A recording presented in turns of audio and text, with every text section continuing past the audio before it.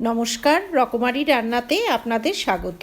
আজকে আমি তৈরি করেছি পমফ্রেট মাছের কড়াই পাতুরি।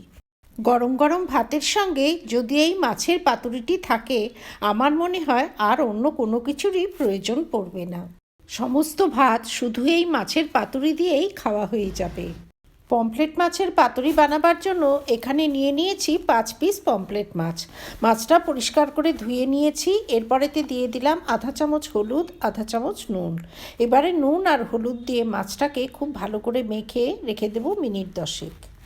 এতে আধা চামচ মতো কাশ্মীরি লঙ্কা গুঁড়ো অ্যাড করে দিলাম। কাশ্মীরি লঙ্কা গুঁড়ো অ্যাড করায় মাছের গ্রেভির কালারটা বেশ সুন্দর হবে। তবে কাশ্মীরি লঙ্কা গুঁড়ো যদি হাতের কাছে না থাকে তাহলে এটা না দিলেও চলবে। এবারে মাছগুলোকে 10 মিনিট রেস্টে রেখে দিয়ে একটা মশলা বানিয়ে নেব। তার জন্য মিক্সির জার নিয়ে দিয়ে দিলাম 1 মুঠো রসুন, 2খানা বড় সাইজের পেঁয়াজ অ্যাড করে দিলাম আর 4টে কাঁচা লঙ্কা অ্যাড করে দিলাম। এতে 1 চামচ হলুদ সর্ষে ও সামান্য একটু জল দিয়ে একটা পেস্ট বানিয়ে নেব। তবে খুব বেশি মিহি পেস্ট বানাবো না, একটু দানা দানা মতো থাকবে।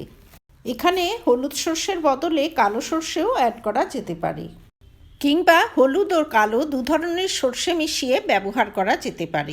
গ্যাসে কড়াই বসিয়ে পেঁয়াজ, রসুন, সর্ষের যে পেস্টটা বানিয়ে এনেছিলাম সেটা অ্যাড করে দিলাম। গ্যাসটা কিন্তু এখনও জ্বালাইনি। গ্যাস বন্ধ থাকা অবস্থাতেই এই মশলার মিশ্রণটা তৈরি করে নিতে হবে। এতে আধা চামচ হলুদ গুঁড়ো ও আধা চামচ নুন অ্যাড করে দিলাম।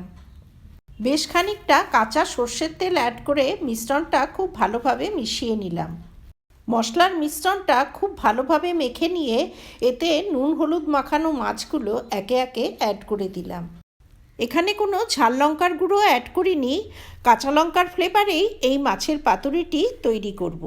সমস্ত মাছ মশলার মিশ্রণে অ্যাড করে দেবার পর থালার মধ্যে যে অবশিষ্ট মশলাটুকু লেগেছিল সেটাও দিয়ে দিলাম।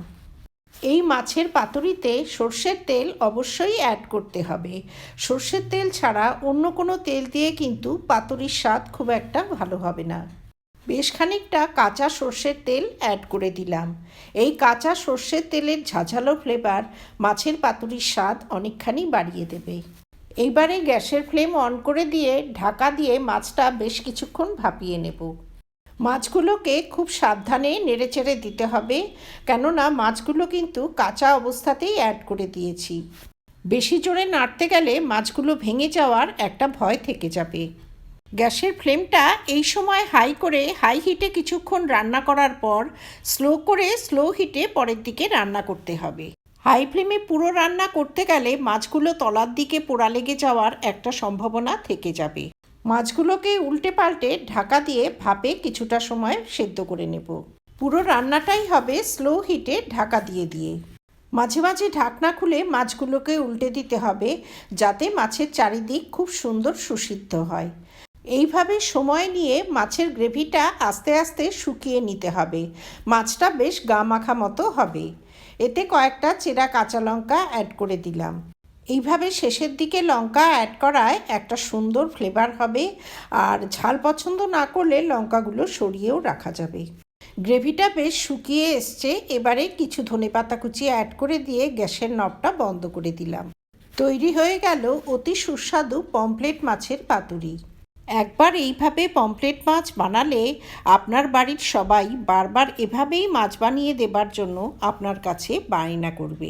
মাছের গায়ে লেগে থাকা এই মশলা দিয়ে গরম ভাত মেখে খেতে সত্যিই অপূর্ব লাগবে। আমার এই রেসিপি যদি ভালো লাগে তবে ভিডিওটিতে লাইক করবেন, শেয়ার করবেন।